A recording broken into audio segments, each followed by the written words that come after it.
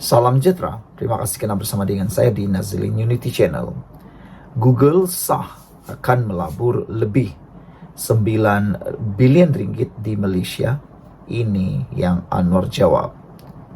Google hari ini mengesahkan komitmen pelaburannya berjumlah 9.4 bilion bagi mewujudkan pusat data pertama dan wilayah Google Cloud di negara ini.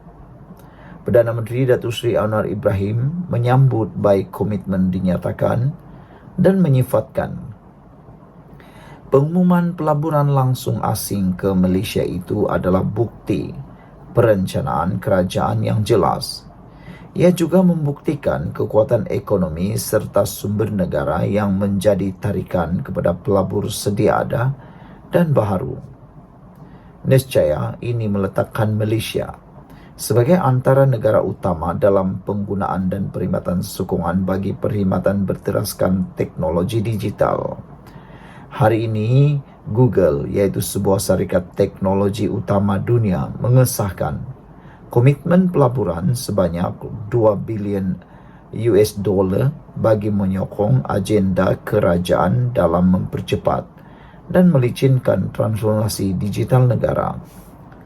Pelaburan ini juga dijangka akan membawa kesan berganda kepada ekonomi Malaysia sekitar US dollar 3.2 bilion dan pewujudan sebanyak 26,500 pekerjaan menjelang tahun 2020-2030, tulis beliau di laman Facebook.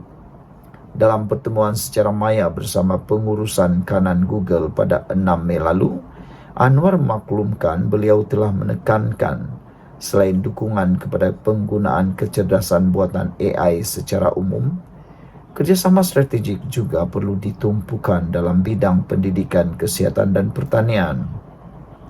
Anwar yang juga Menteri Kewangan berkata, ia penting bagi memastikan Malaysia dapat memanfaatkan kemahiran dan pendekatan berteraskan teknologi terkini. Menurut kenyataan Kementerian Pelaburan, Perdagangan dan Industri MITI, wilayah Google Cloud di Malaysia akan menyertai 40 wilayah dan 121 zon yang kini beroperasi di seluruh dunia bagi memenuhi permintaan yang semakin meningkat terhadap perkhidmatan awam di peringkat tempatan dan global selain program celik AI kecerdasan buatan untuk pelajar serta pendidik Malaysia. Komitmen terbaharu oleh sebuah lagi gergasi teknologi global kepada Malaysia ini menjadi pencapaian penting dalam visi Kerajaan Madani untuk menarik lebih ramai pelabur digital ke negara ini bagi membantu membina ekonomi yang dikuasakan oleh digital yang kukuh dan selamat. Maklum kenyataan itu lagi. Wow, ini memang luar biasa yang memang kita tunggu-tunggu. Sekian dulu untuk kali ini. Jangan lupa tinggalkan komen anda. Ikuti terus ulasan selepas ini. Salam sejahtera. Terima kasih kerana bersama dengan saya di Nazilin Unity Channel. Pelaburan Google RM 9.4 bilion Kerajaan Madani diyakini walaupun diganggu kerangka oleh Ahmad Mursi dari Harapan Daily. Keyakinan pelabur terhadap Perdana Menteri ke-10 Anwar Ibrahim dan Kerajaan Madani membuak-buak. Sebab itu, perlunya kerajaan stabil yang mesra pelabur seperti hari ini. Bukan kerajaan yang boleh beri alasan diganggu kerangka untuk tak buat kerja. Dengan pusat data Google ini, Malaysia akan menyertai 11 negara lain dan wilayah Google Cloud pula akan memasukkan Malaysia bersama 40 wilayah dan 120 zon lain.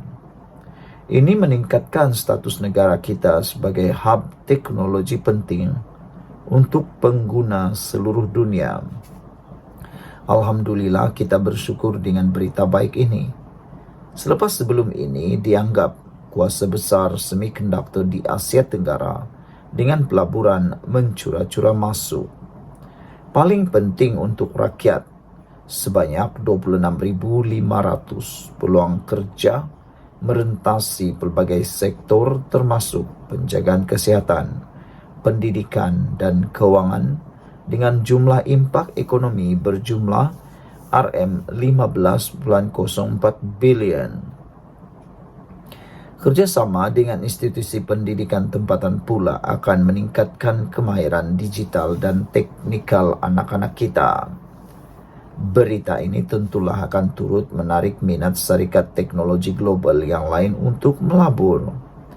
Ini mempercepatkan transformasi digital dalam kehidupan seharian rakyat serta berbagai industri dengan kemudahan cloud serta kecerdasan buatan atau AI.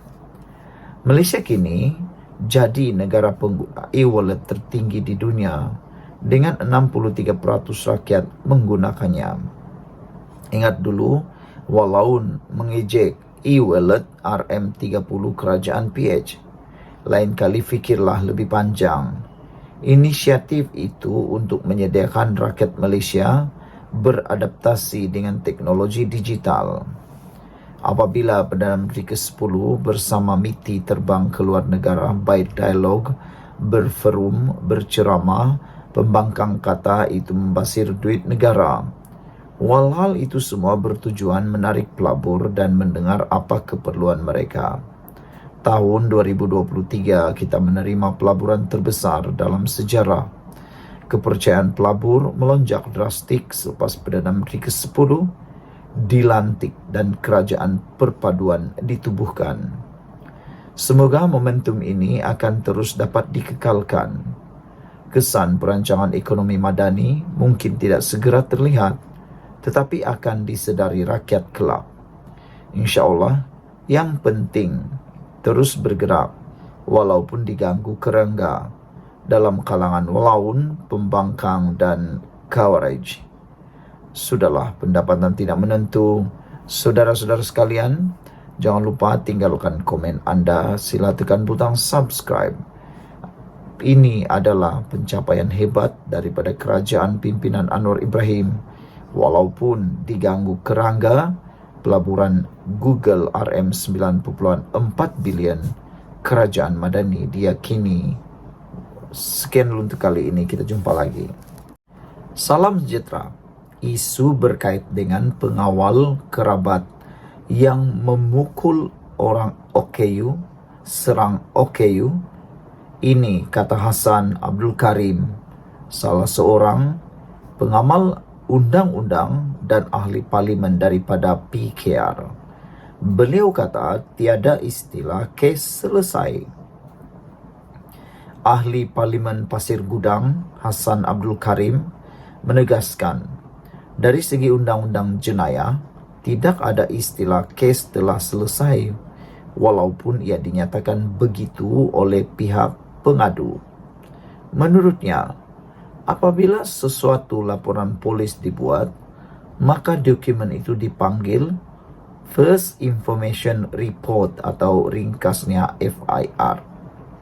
Menjelaskan proses selepas sesuatu laporan polis dibuat, Hassan berkata, jika kes tersebut merupakan serangan fizikal ke atas diri seseorang dan menjadi kesalahan jenayah di bawah kanun keseksaan, menjadi tugas pihak berkuasa memanggil penyerang itu untuk disiasat. Pihak polis juga perlu menghantar mangsa ke hospital kerajaan yang berdekatan untuk memeriksa kecederaan yang dialami mangsa. Pihak polis perlu membuka kertas siasatan dan mengambil keterangan si penyerang di bawah Seksyen 112 Kanun Acara Jenayah KAJ. Jika siasatan terpaksa memakan masa melebihi 24 jam, maka si penyerang perlu ditahan di bawah Seksyen 117 Kanun Acara Jenayah KJ dengan membawa dia ke mahkamah atau ke balai polis untuk mendapatkan perintah tahanan reman daripada Magistrat, katanya dalam kenyataan hari ini. Walaupun tidak memetik sebarang nama atau menyentuh kes secara khusus, Hassan dipercayai kes seorang pemandu e-hailing yang juga orang kurang upaya OKU mendakwa dipukul pengawal pribadi seorang kerabat diraja di sebuah hotel di Kuala Lumpur semalam. Terdahulu, Ketua Polis Kuala Lumpur Rusdi Muhammad Isa memaklumkan lelaki terbabit membuat laporan polis kedua untuk menyatakan niatnya tidak mahu memanjangkan kes berkenaan. Rusdi berkata lelaki berusia 46 tahun itu memfailkan laporan baru itu pada 9:59 malam tadi. Hasan berkata, walaupun ada laporan polis susulan dibuat, sesuatu kes tidak boleh dianggap selesai dengan begitu saja. Yang penting jelas ahli parlimen yang memiliki latar belakang undang-undang itu, laporan polis yang pertama yaitu FIR. Kes selesai membawa makna dari segi kesalahan Todd, yaitu apabila mangsa tidak berniat untuk mengambil tindakan sivil bagi kesalahan yang merupakan serangan ke atas diri yang dipanggil assault and battery. Tetapi bagi kesalahan jenayah, itu adalah dalam bidang kuasa polis.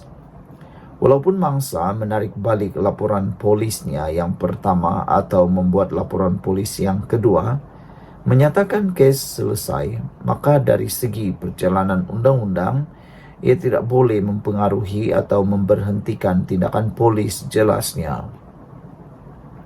Tambah Hasan, ia melibatkan isu kedaulatan undang-undang di Malaysia. Tegasnya lagi, mengikut perkara 8 Perlembagaan Persekutuan, semua orang adalah sama di mata undang-undang. Tidak kira yang menyerang itu orang atasan atau pegawai pribadi atau orang atasan hatta bertugas sebagai pegawai atau pengawal pribadi kaum kerabat diraja, hatta bertugas dengan raja atau sultan memerintah negeri atau yang di Pertuan Agong sekalipun, maka kesalahan jenayah terhadap rakyat biasa, lebih-lebih golongan OKU, tidak boleh dipandang ringan. Mengikut perkara 5 Perlembagaan Persekutuan, setiap warga negara termasuk golongan OKU dijamin kebebasan dirinya, katanya lagi. Dipetik daripada mykmu.net dari Malaysia Kini, serang OKU tiada istilah kes selesai, kata Hasan Abdul Karim. Sekian untuk kali ini, jangan lupa tinggalkan komen anda, sila tekan butang subscribe, kita jumpa lagi, bye-bye. Salam sejahtera, terima kasih karena bersama dengan saya di Nazilin Unity Channel. Baru-baru ini kita digemparkan dengan satu kes yang mana seorang pengawal pribadi kerabat diraja didakwa telah memukul OKU. Namun demikian, OKU tersebut telah pun membuat laporan polis kedua untuk menyelesaikan kes tersebut. Namun demikian, hari ini daripada mykmu.net menyatakan polis perlu terus siasatan dakwaan pengiring kerabat pukul OKU, kata LFL. Siapa LFL?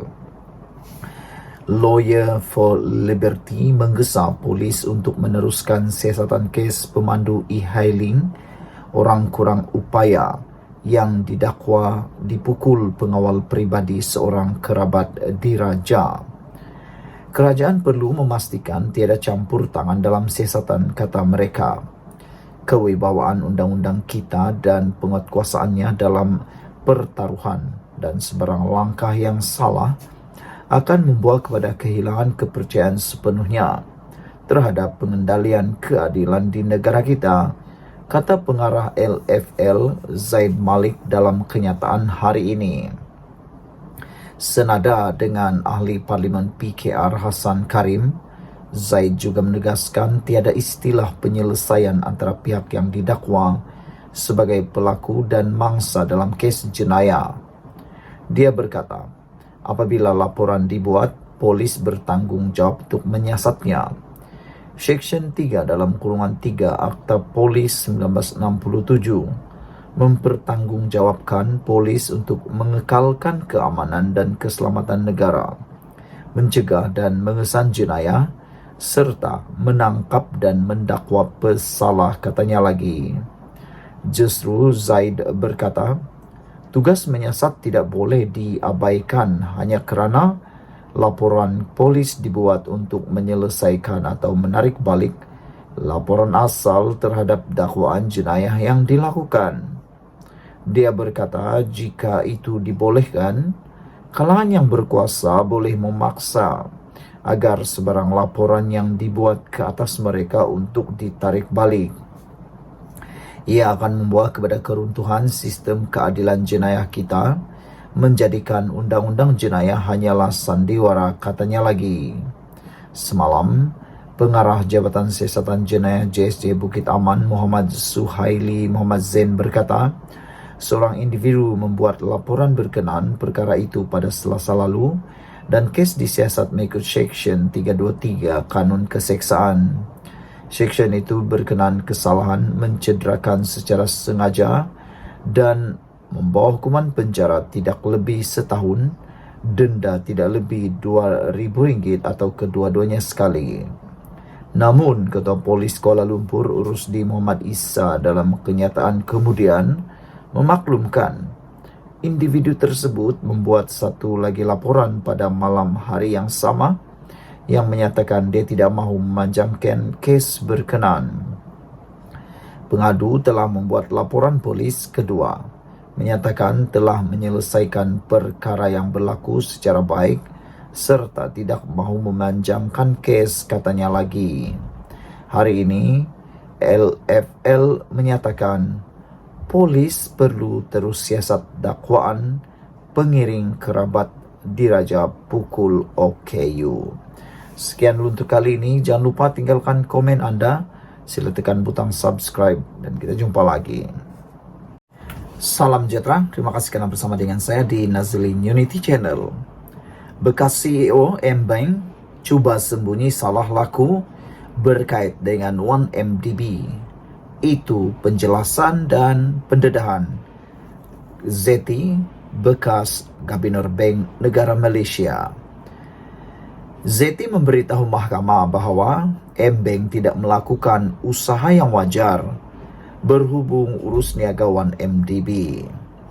Bekas Ketua Pegawai Eksekutif M-Bank Ashok Ramamurthy cuba menyembunyikan salah laku ketika menerajui bank itu, menurut bekas Gubernur Bank Negara Malaysia BNM Zeti Akhtar Aziz.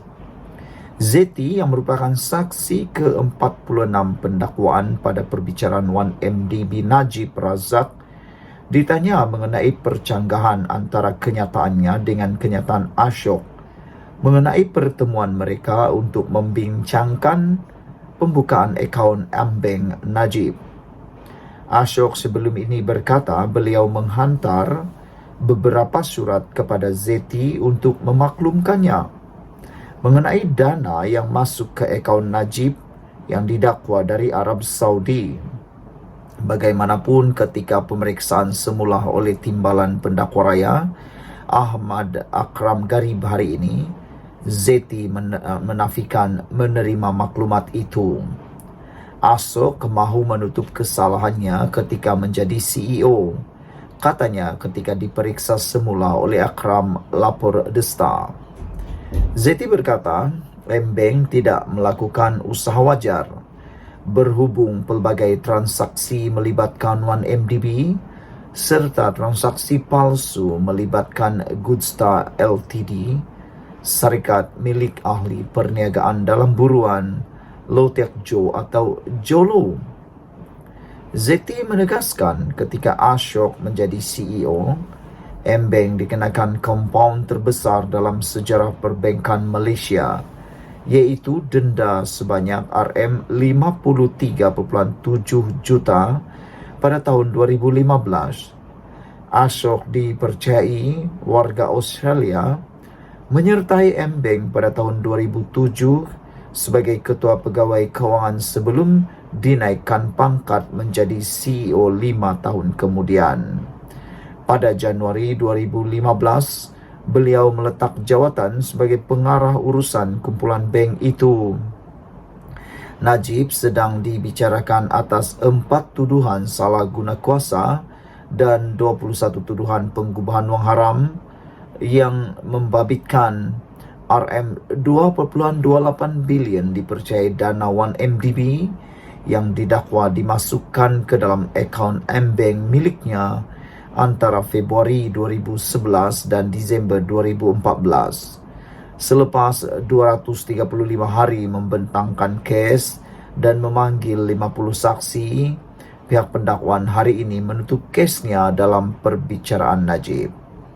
Saudara-saudara sekalian, dengan pendedahan yang mengejutkan daripada Zeti ini, kita semua memang tak sangka bekas CEO M-Bank didakwa cuba sembunyi salah laku, kata Zeti. Selain daripada itu, Zeti juga telah pun menafikan tentang menerima maklumat atau dokumen yang telah dinyatakan oleh Ashok. Ashok sebelum ini mendakwa beliau telah menghantar beberapa surat kepada Zeti untuk memaklumkan mengenai dana yang masuk ke akaun Najib yang didakwa dari Arab Saudi. Bagaimanapun, ketika pemeriksaan semula oleh pendakwa raya, Zeti menafikan maklumat itu dan menyatakan Ashok mahu menutup kesalahannya ketika menjadi CEO. Sekian dulu untuk kali ini. Jangan lupa tinggalkan komen anda, tekan butang subscribe. Kita jumpa lagi. Bye-bye. Salam sejahtera. Terima kasih karena bersama dengan saya di Nazilin Unity Channel. Pendedahan di mahkamah kali ini benar-benar mengejutkan anda, saya, dan perlu anda share kepada semua orang. Saksi di mahkamah hari ini menyatakan pelaburan 1MDB tidak bawa untung. Jadi, kalau tidak bawa untung, buat apa ada 1MDB? Itu persoalan besar. Saudara-saudara sekalian, pegawai penyiasat SPRM, Suruhanjaya Pencegahan Rasuah Malaysia, memberitahu Mahkamah Tinggi di sini hari ini bahawa pelaburan yang dibuat oleh Syarikat Pelaburan Strategik Negara, iaitu 1MDB, tidak membawa sebarang keuntungan. Sebelum kita teruskan ulasan kali ini, jangan lupa anda tinggalkan komen anda untuk isu kali ini. Kalau tak bawa keuntungan, buat apalah ada 1MDB kan? Saudara-saudara sekalian, pernyataan itu atau kenyataan itu dinyatakan penguasa kanan SPRM Nuraida Arifin, 37 tahun, ketika menyangkal cadangan Peguam Bela Wan Azwan Aiman Wan Fakarudin bahawa pelaburan 1MDB mendapat untung melalui pelaburan yang dibuatnya. Wan Azwan memberikan contoh antaranya pelaburan syarikat itu di dalam sektor tenaga melalui pengambil alihan jana kuasa yang membawa keuntungan. Peguam Bela itu turut mencadangkan bahawa pelaburan hartanah yang dibuat oleh 1MDB turut menjana keuntungan melalui pembinaan Menara Tun Razak Exchange TRX.